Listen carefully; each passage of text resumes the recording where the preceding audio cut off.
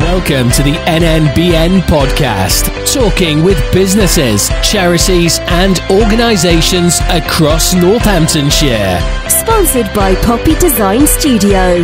Find us at poppydesignstudio.com.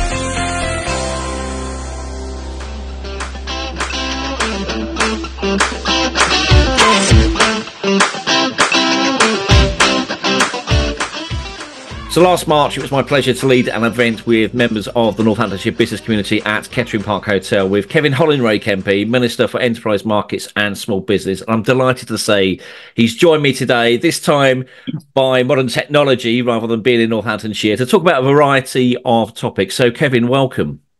Thanks, Simon. Great to be talking to you again. I'm sorry I'm not in Northampton. I had a wonderful day when I came up there, but really keen to talk to you and your audience. Yeah, brilliant. And as I said, thanks for your time. Appreciate it's very busy for you. And obviously, talking about that in a second when we come back to Northamptonshire in a minute. But I just want to talk a little bit about your role as the Minister for Enterprise Markets and Small Business, because it's quite a role, isn't it? And I'd imagine it's been pretty busy for you recently. Yeah, it's a fantastic role. And as you know, I was in business for 30 years before politics. So I started my own business, which built up to be a national business over 30 years. So... and then spent 7.5 years on the back benches in Parliament, which I was very happy doing. And the nice thing about being a member of Parliament is you can choose what to focus on. You don't have to do anything that whips tell you other than vote in the right place at the right time. And I focused on business, helping businesses really with their banking problems, with their general issues about how you start and grow a business. And so then to be given the role of Minister for Enterprise, Markets and Small Business about 15 months ago was a massive honour, a privilege, but also something I could get my teeth into straight away with the experience I've had. Yeah, great. And I was actually going to ask you, what was it actually like on a personal level when you actually received that news? Because, obviously you're right at the top of the UK here with that position, aren't you? Yeah, well, for me, I say it's a massive privilege to give my background, but also I think it's importance to the economy. And, Churchill said it best, as he always does. He called business... Well, I'll give you the entire quote. He said that some people see business as a tiger that needs to be shot. Some people see it as a cow that they can milk. Few people see it for what it really is, and that's a strong horse that pulls the whole cart. And we forget that at our peril, So that's the importance to the entire shooting match. You wouldn't have a health service without business. Great. And so, I got the news, delighted. I was stood in a pub in Hammersmith, actually, that nice pub on around the river there called the Blue Anchor, great pub. And call came through, and it was Rishi, and he said, "Where are you?" I said, all the noise in the back, because he had it on speakerphone. I said, "I'm in a pub." He said, "Well, who else can hear this conversation? Go outside, go outside." So I did anyway. He gave me the news, and I was delighted to get this particular role. Yeah, well, fantastic. And the role itself, there's a lot of responsibilities in there. There's things like, obviously, the small business and enterprise, the scale-up strategies, access to finance. But then there's other things such as Post Office, there's the British Business Bank, there's ACAS, Small Business Commissioner. There's a hell of a lot involved in the role, isn't there? Yeah, there is. And, it's all very important, but it makes up the entirety of the kind of economic framework, really, that business operates in. So, some things don't directly come under my auspices, like steel and stuff, and automotive. That's how my fellow MP, Nuzgani, my fellow Minister Nuzgani, in the same department. But nevertheless, the business framework generally comes under our watch, is in our bailiwick. So it's tremendous job, very wide ranging, and it does have other things in it, such as labour frameworks and things. But the most important part for me is business, start-up, scale-up, and the three really important elements to that for businesses. First and foremost, access to finance, loans, cash flow, all that kind of stuff. And then we've got support and advice. And then we've got removing barriers, making it easy to start up and scale up a business. So that's the broad kind of brush picture of what I do on a daily basis. Yeah, brilliant. And that's just the sort of thing we're going to sort of touch on today in the conversation today, because obviously scaling up a business is fantastic. It's what we all want to do. It's what we all aspire to, and look forward to talking about that very shortly. But before we do, last year you came to Northamptonshire for a visit, and it was an absolute privilege to be able to host the event and have you with us. And I think we haven't really had a chance to catch up since, but I just wanted to know what was the experience like of working and listening and engaging with some of the local businesses that you met on the day? Well, I mean, in my experience in all this world, you get a lot of business people in the same room, and it's always an exciting place to be. And that's exactly what it was. Philip Hollyburn, fantastic local MP, invited me up, and they're delighted to accept the invitation. You go to these kind of different places, and you're never quite sure whether you're going to be faced with 10 people or 100 people, And in your case, it was 100 people. It was tremendous, and it was a real buzz about the room. Fantastic reception I got, and that's not talking me up; it's talking you lot up. You were brilliant and so warm and keen to hear what what we could do to help. So I really have very fond memories about that day, and I say about the warm and positive attitude you got from your Northamptonshire businesses. Yeah, we really appreciate you staying on as well, because I think we're only up for an hour's time with yourself. And then I cheekily said on the stage, what time we've got to get away. And you said, I'd love to stay on for a bit more time. And it was fantastic to actually get the feedback afterwards from some of the businesses on the day that actually spoke to you on a one-to-one level. So I know they really appreciated your time as well at that level as well. That's very kind of them. But I say nothing excites me more than a conversation with a fellow business person.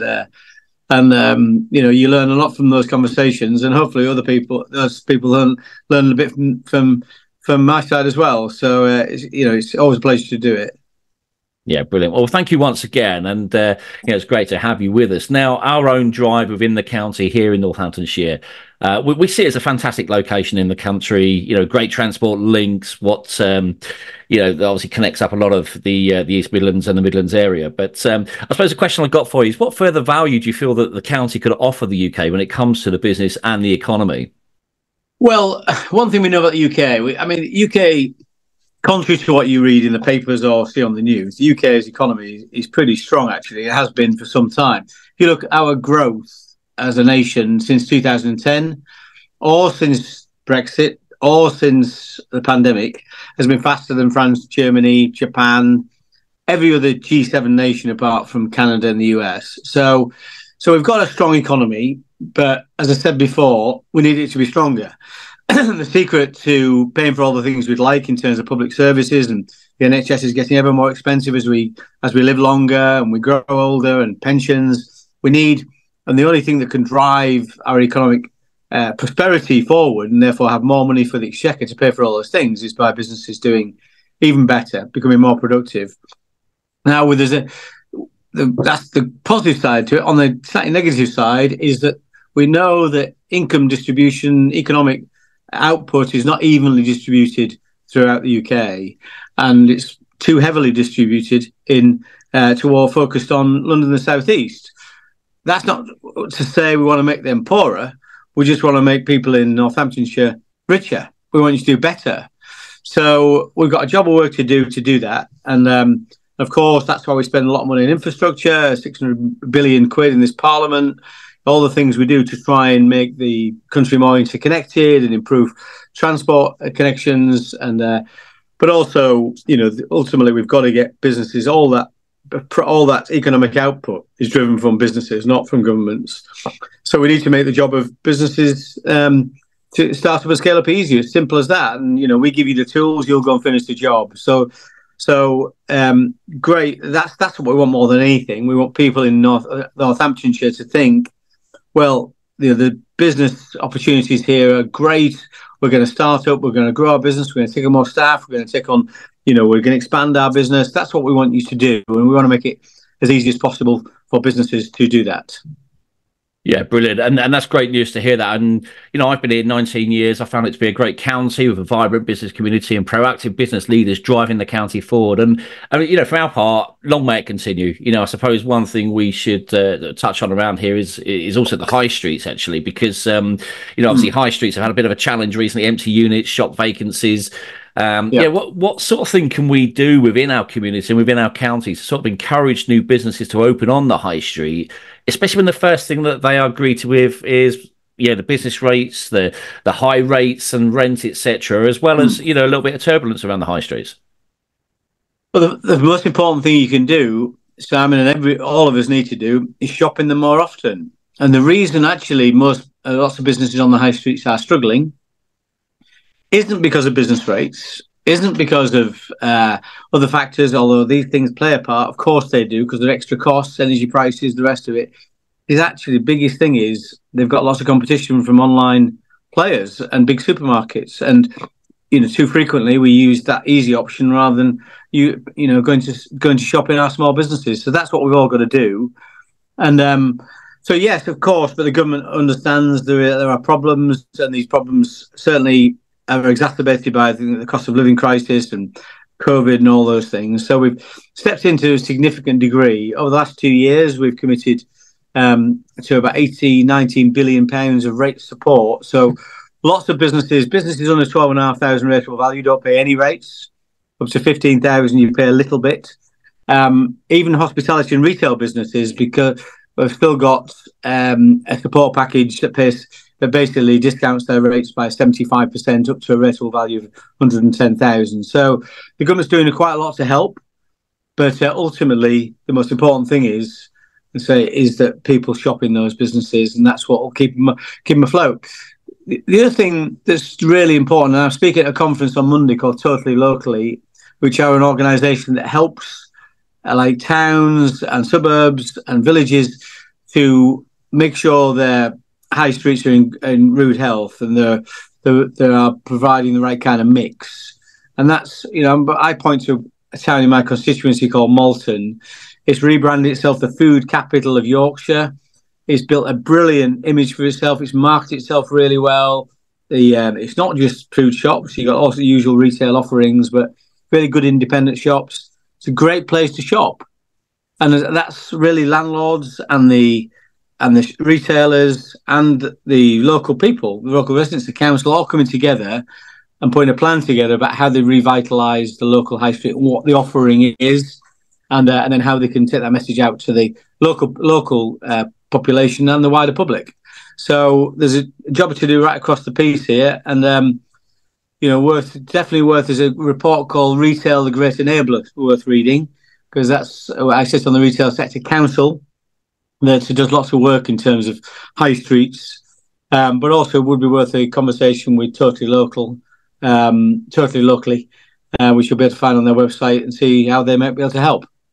Yeah, thank you. And I didn't know about them, actually, so we'll do some bit of research behind them and get in contact with them and see what they can do as well, because small businesses do play a huge part in the business economy. And I must just add in, actually, it was fantastic to see the support for the Small Business Saturday campaign in December last year, because I saw the market going on outside Downing Street, which I thought was fantastic this year to see that. Tremendous. Yeah, tremendous. Absolutely. It's such a wonderful thing. And that's the Prime Minister. He started that, Rishi, and luckily to be there talking to the businesses. It was such an exciting occasion again, and it was a real Love Actually kind of moment. The whole thing, Yeah. It was really, really brilliant to be part of. So, and the businesses that were there, really innovative, mainly retail businesses, were proud as punch to be there, but also excited about the future. And you had the little guy who's doing his Yorkshire, the Yorkshire burrito kind of thing, like a Yorkshire pudding in a wrap. And from all the way from that up to Fever Tree, some big businesses too. So really exciting to see it. But that big business course came from a small business, and that's what's possible in the world of business. You look at big businesses like, if you look at Gymshark, an international clothing manufacturer, started a very small business in a back bed. It was a unicorn business now, £1 billion value, above $1 billion value. Amazing success story. Castori makes the football shirts. Started with a government startup loan. Tremendous. So all these examples of businesses that come from small beginnings and build tremendous businesses, and that's not for every business. We're here for every business, but if you've got real dreams, the world of business is the place to fulfill them. Yeah. I love that. I love that quote there, because I think since I've come into business, I think it has been a tremendous journey, tremendous experience. But my own knowledge, education, contacts, friendships as well has been tremendous. And here we are today having this conversation. I never saw myself ever having these sort of conversations. So business has provided me an opportunity, and that's why we're so passionate about it here in what we're doing. and especially around the high streets and the smaller businesses and the sole traders and micro businesses out there. And we all know sometimes they can get a little bit overlooked or feel they're a little bit unloved. So we like to step into that space to give them that little bit of love. But, what sort of support can we expect to see this year for our business community around the sort of the smaller businesses now that we've moved into 2024? Yeah, I mean, I'm putting it in those three buckets, really. Access to finance, support and advice, and removing barriers. So access to finance, the first thing we've done in access to finance space is we try to ease the pressure on finances so you don't need finance in the first place. So again, recognising these are tough times, we've done the things like the small business rates relief, leisure and hospitality relief, 75%. We funded energy prices to about got the cost of half of the actual cost of energy over the last couple of years. That cost us about £20 billion. So a significant amount of support. We just cut national insurance for employees, which has a benefit across the piece. But I think the really important thing we need to get right is access to finance is the most important thing for SMEs. If you want to start a business, you need a bit of capital to start it. If you want to grow it, you need a bit of capital to invest to grow it. And so we've got something called the Startup Loans Company. They provide startup loans. They've provided £1 billion of loans already to about 100,000 businesses. It's available to any business. It's under 3 years old, startup or quite a fledgling business less than 3 years old. You can get £25,000 per individual. So if there's 4 directors in a company, you can get £100,000. It's unsecured in terms of property. You don't need a property to secure it on, although you do have to pay it back. You can't just walk away from it. It is your debt to service. But and it's a fixed interest rate of 6%, so it's a cheap rate loan, certainly cheap in the general context of things. So that's a really good help in terms of businesses starting. We are looking at potentially adding a kind of scale up product to that as well. There is something we have already called the recovery loan scheme, which is when for people who go to the bank and need some money to expand or to do something with their business, and the bank says no, your risk appetite, we're a bit, we're not too happy to lend to you or to your sector. Recovery loan scheme then kicks in, and then it can underwrite the loan for the bank, so make financing much more available. We've got so we've just done something called the payment and cash flow review, which is, I know perhaps you want to talk about that in more detail going forward, but that's really important because that's really trying to make sure businesses get paid on time, which is, again, another source of finance. Tens of billions of pounds outstanding to businesses and some really poor payment performance from some big companies. So we're tackling that. But we've also done stuff as well. People, when they're thinking of raising money to grow a business, should also think of equity finance. So it doesn't have to be debt as in a loan. It can be, well, somebody might want to invest in your business and to help you expand, like somebody with a business background perhaps. So we've got schemes called the Seed Enterprise Investment Scheme and the Enterprise Investment Scheme that really massively underwrite the risk of an investor investing in businesses. And so if you're on the SEIS scheme, if the business went under, you invested in it, you get 70% of your money back. You get some of it back straight away, actually. So it's a really good incentive in attracting capital into businesses that are ambitious. Support and advice is the other bucket. That's all access to finance. Support and advice. So we've got various different things. We've got mentorship. You go to your growth hubs locally. They've got mentorship in them. They've got advice in how you access different support schemes, business support line, help to grow website. We've got a great program, like a mini MBA called Help to Grow Management. It is 90% funded by the government, so the 9,000 costs, you only pay a few £100 of it, and you get a 12-week course, mini MBA, lots of interaction with other businesses that are like yours. At the moment, so that's a bit freely available. At the moment, it only applies to businesses with 5 employees or more. We're just about to introduce a sneak preview at this time and a kind of digital-only version of that, much more easier entry for any business. It should be completely free. So that's something that's coming down the track as well. And removing barriers, we want to do everything we can to try and make it easier to grow. Ease the planning rules, make planning easier, which is a complete nightmare. Frictions at the borders, make those easier. Take away red tape. I'll give you an example. There's lots of red tape we're taking away. For example, at the moment, if you've got a part-year worker, so somebody works 3 months of the year, they get much greater entitlement than somebody who works part-time the same number of hours per year on a weekly basis. So these crazy rules that the EU came up with, other courts came up with. So we're setting aside all kinds of stuff like that, letting you easing the cost of doing business for businesses. So lots more I could talk to you about, but I'm banging on quite a lot. Yeah, no, it's great to hear all that information. And of course, startuploans.co.uk is the website if anybody's listening that wants to really research that and some information on there. You mentioned just now about some of the need 5 employees and more to be able to get into certain things that the government are putting on for business. But what about those that are for the smaller and micro businesses where they haven't got 5 employees within the business? Is there much coming out on that sort of scale as well? Well, yeah, that's the intention of this new program. Digital only, be available for any business, however number of employees. You can even access it if you've not gone into business yet. It'll be announced very soon. Really important opportunity to get a basic understanding of your best practice in terms of starting and building a business. So watch this space for more news on that. Yeah, fantastic. We'd love to receive information on that so that we can obviously get that out to our local businesses and our community around the county as well. So look forward to receiving more information about that. And then when it comes to business growth, which is what we're really keen to see as well within NNBN, within the county as well, we're obviously going to see a lot to do with the Procurement Act changing how things and the landscape will be changing this year. And of course, that's a way to business growth. But can you just sort of touch on a little bit about what we're going to be seeing with that Act changing this year?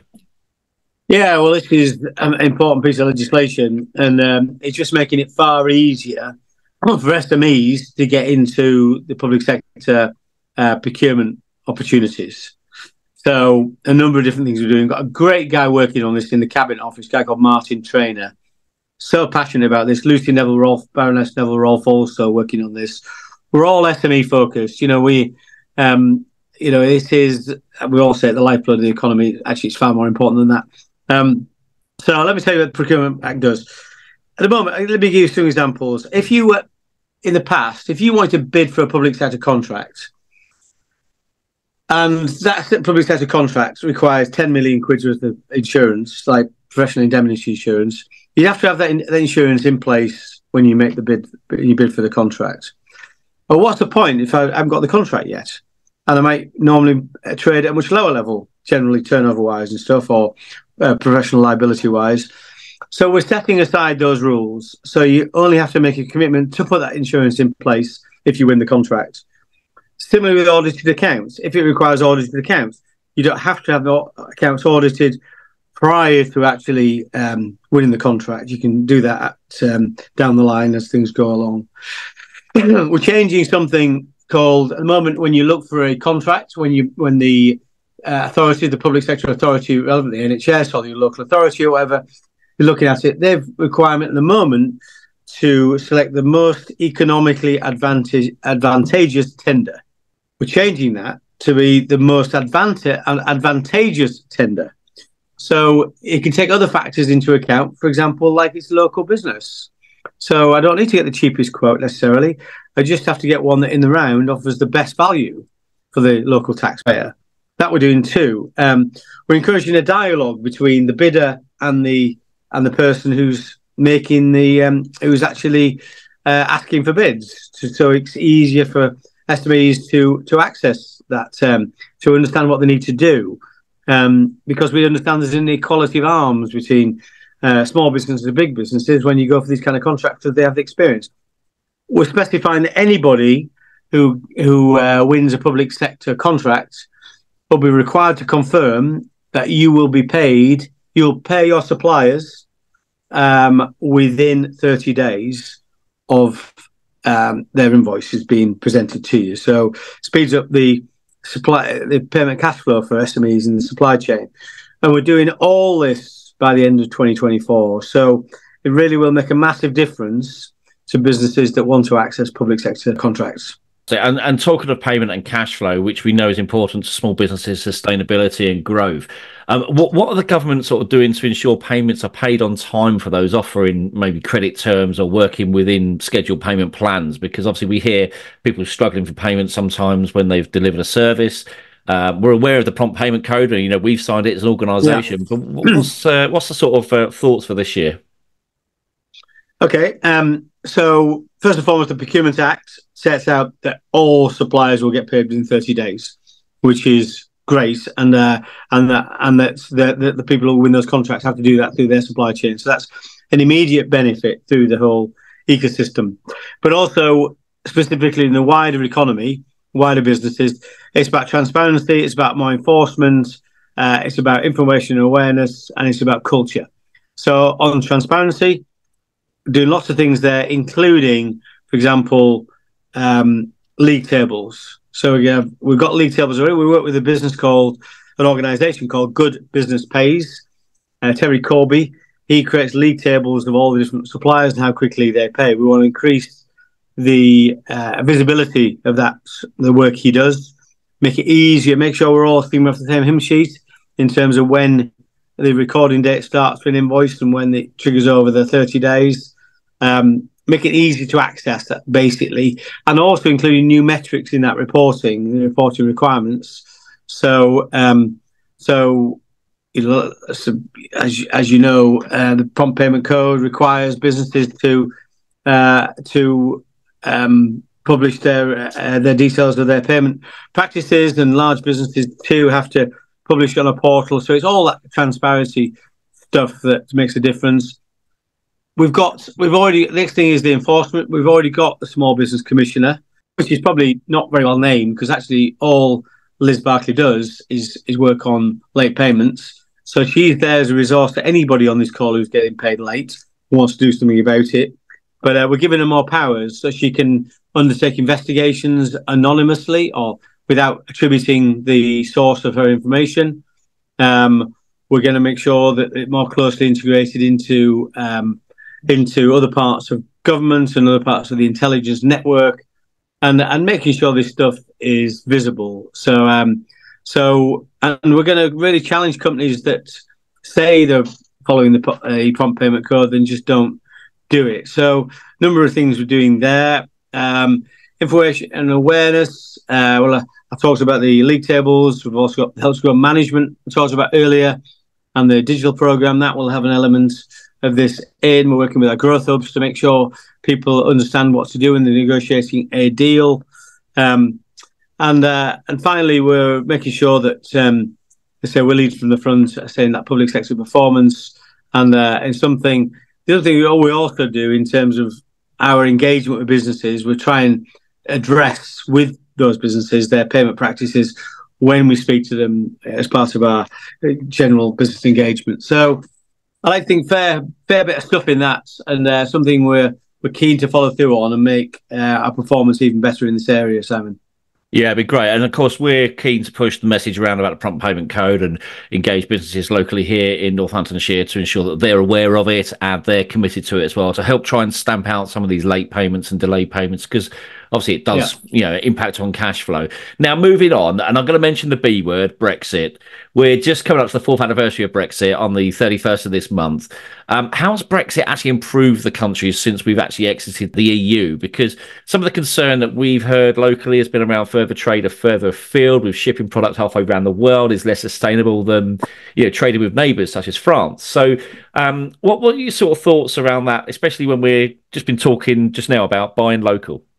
Well, listen, you're not find me arguing that life has been made easier for everybody through Brexit, because it hasn't. Particularly SMEs, particularly in the food sector, are definitely seeing problems at the border. There's no doubt about it. The difficulty is that not all those things are within our gift, and we want to ease those frictions at the border, like we have in the Windsor Framework, for example, of Northern Ireland. But it's the EU have their position on this as well. So That's not easy. Bigger companies, I find it easier because they're taking a container load over. Generally, the frictions are getting a bit easier, but it is tough. Having said that, we were in 2021. We were the sixth largest country by global trade in the world. We're now fifth. So that's good news, actually. So global trade isn't suffering from the UK; it's just changing.